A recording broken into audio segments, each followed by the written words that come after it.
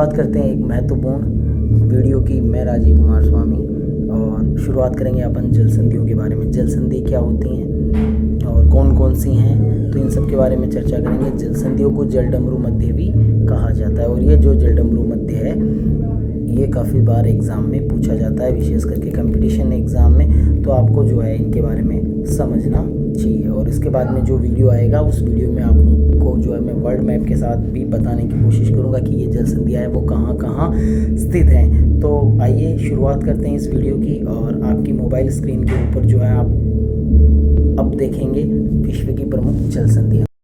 तो विश्व की जो मुख्य जल संधियाँ हैं वो यहाँ पर आपके सामने आपकी मोबाइल स्क्रीन पे आ गई थी, जैसा मैंने आपको कहा था। तो सबसे पहले अपन बात करेंगे जल संधि की। तो ये जल संधि आपकी जो है वो कौन सी है?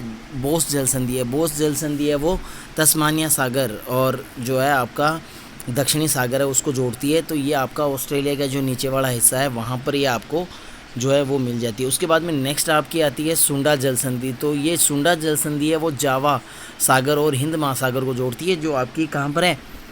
इंडोनेशिया और मलेशिया वाला जो एरिया है, यानी दक्षिण पूर्वी जो एशिया का जो द्वीप समूह है वो इसके अंतर्गत वहाँ पर ये स्थित है।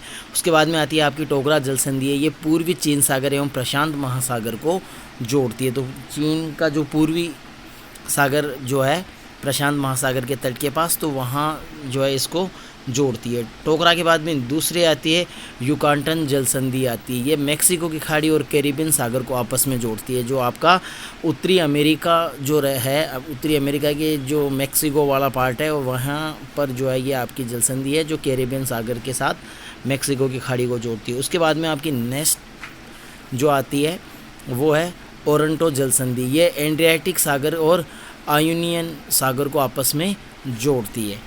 उसके बाद में नेक्स्ट आता है आपका नॉर्थ चैनल जल संधि। ये आयरस सागर एवं अटलांटिक महासागर को जोड़ती है। तो ये आपकी जो है पश्चिमी यूरोप के पास जो है ये आपकी स्थित है।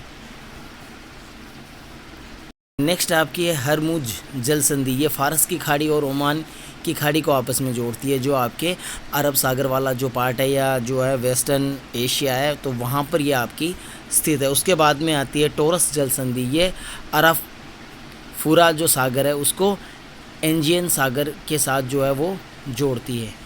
उसके बाद में आती है डार्नीलीज जल संधि। डार्नीलीज जो जल संधि है वो मरमरा सागर एवं एंजियल सागर को आपस में जोड़ती है, जो मध्य यूरोप के आसपास जो है स्थित है। उसके बाद में आता है आपका बासफोरस जल संधि। ये काला सागर और मरमरा सागर को जोड़ती है। तो काला सागर मैंने आपको बताया था कहाँ पर है, रूस के पास जो है ये स्थित है, ठीक है। ब्लैक सी के नाम से जो है मध्य यूरोप और एशिया के आसपास का जो बॉर्डर है वहाँ पर ये आपको देखने को मिलता है। उसके बाद में मकासारास जल संधि है। ये जावा सागर और सेलिबिज सागर को आपस में जोड़ती है। तो ये भी आपका इंडोनेशिया वाला जो पार्ट है, जावा आपको पता ही है, ठीक है। तो जावा पर जो द्वीप समूह है वो जो इंडोनेशियन द्वीप समूह है उसका ही एक हिस्सा है, तो वहाँ पर आपको ये है। उसके बाद में आती है बालक मंडवा जल संधि। ये लाल सागर और अरब सागर को आपस में जोड़ती है। तो ये आपकी अफ्रीका के पास जो है सुएज नहर वाला मार्ग है, वहाँ पर आपने देखा होगा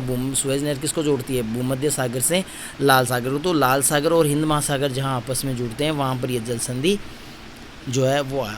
उसके बाद में आती है मलाका जल संधि है, या इसको मलाका स्ट्रेट के नाम से भी जाना जाता है। ये अंडमान सागर और दक्षिणी सागर को आपस में जोड़ती है। तो अंडमान निकोबार द्वीप समूह के आसपास ये स्थित है। मलाका के बाद में आपकी नेक्स्ट हो जाती है पाक जल संधि। तो पाक जल संधि है वो मन्नार की जो खाड़ी है उसको बंगाल की खाड़ी से जोड़ती है। तो ये भारत और श्रीलंका के बीच में, ठीक है।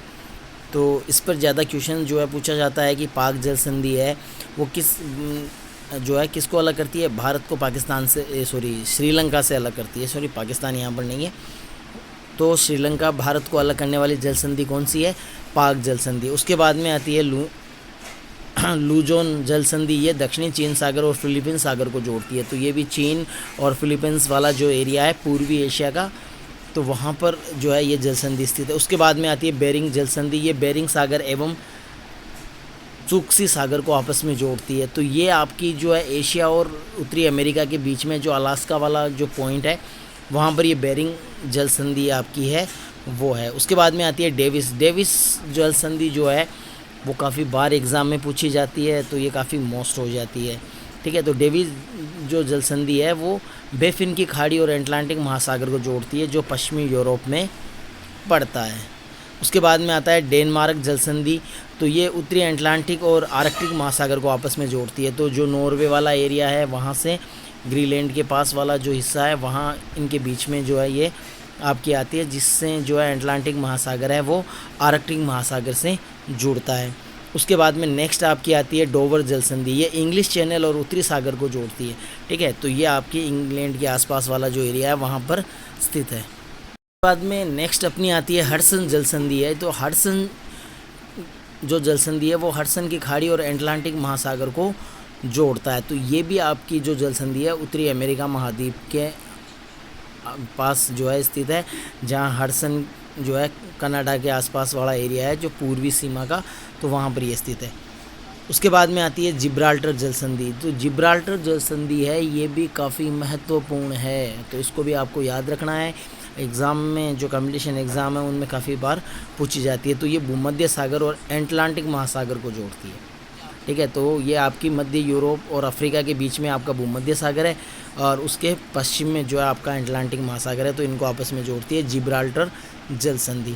उसके बाद में कोरियन जल संधि जो है ये आपकी जो है ईस्टर्न एशिया वाले पार्ट में आ जाती है, जो जापान सागर और पूर्वी चीन सागर को आपस में जोड़ती है। तो जापान और चीन के पास जो सागर है उसको आपस में जोड़ती है। उसके बाद में लास्ट आपकी आती है मैगेलन जल संधि। ये प्रशांत महासागर और दक्षिणी अटलांटिक महासागर को आपस में जोड़ती है। तो ये प्रशांत और अटलांटिक महासागर को जोड़ती है, जो आपका दक्षिणी अमेरिका वाला जो हिस्सा है वहाँ पर ये आपको मिल जाती है।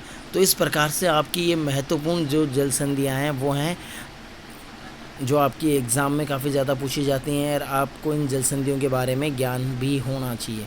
साथ ही साथ मैं आपको फिर बता देता हूँ कि इन जल संधियों को जल डमरू मध्य भी कहा जाता है। तो जल डमरू मध्य हो चाहे जल संधि हो, दोनों एक ही बात है। ठीक है, जल संधि का मतलब क्या होता है या जल डमरू मध्य का क्या होता है कि दल जो है जल की दो विशाल जल राशियों को आपस में जोड़ने वाला जो भाग होता है वही भाग आपका जल संधि या जल डमरू मध्य कहलाता है। ठीक है, इंग्लिश में इनको स्ट्रेट के नाम से भी जानते हैं, जैसे मलाका स्ट्रेट है, जिब्राल्टर स्ट्रेट है, बेरिंग स्ट्रेट है। तो ठीक है, तो इस नाम से इनको जाना जाता है। इस वीडियो में बस इतना ही। नेक्स्ट वीडियो में फिर से मुलाकात होगी और जो है इंटरेस्टिंग जो है पॉइंट्स के साथ। तब तक के लिए नमस्कार, धन्यवाद।